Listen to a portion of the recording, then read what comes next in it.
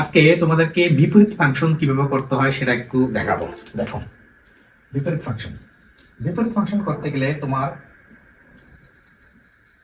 Function x এর কত Y, এটা হচ্ছে ফাংশনের একটি কি আদর্শ সূত্র, সেটা সম্পর্কে তোমার ধারণা থাকতে হবে। হ্যাঁ, এখন এটা সম্পর্কে যদি ধারণা থাকে তাহলে তুমি জিনিসটা অনায়াসে বুঝবা। এখন তোমার বলছে কি ফাংশন কত এক্স ইকুয়াল কত 2x, ঠিক না? 2x - 1।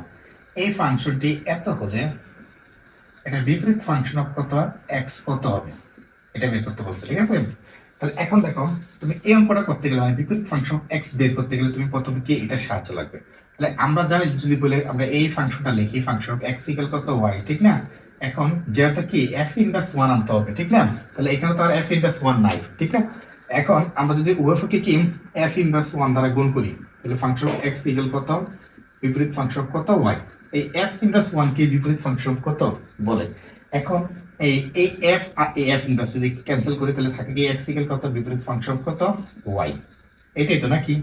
এখন এখান থেকে আমরা কি মান বের করলাম, এক্স এর মান। এখন তারপর যে অঙ্কটা দেওয়া আছে সেটা যদি আমরা লিখি, দেওয়া আছে ফাংশন এক্স ইকুয়াল কত 2x কত মাইনাস কত 1।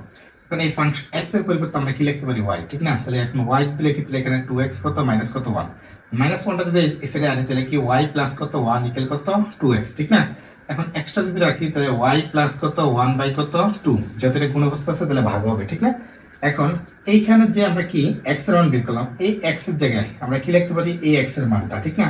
তাহলে এখন এই x এর জায়গায় আমরা কি বিপরীত ফাংশন কত y লিখি, তাহলে এই সাইডে কি আছে ইকুয়াল y প্লাস কত 1 বাই কত 2।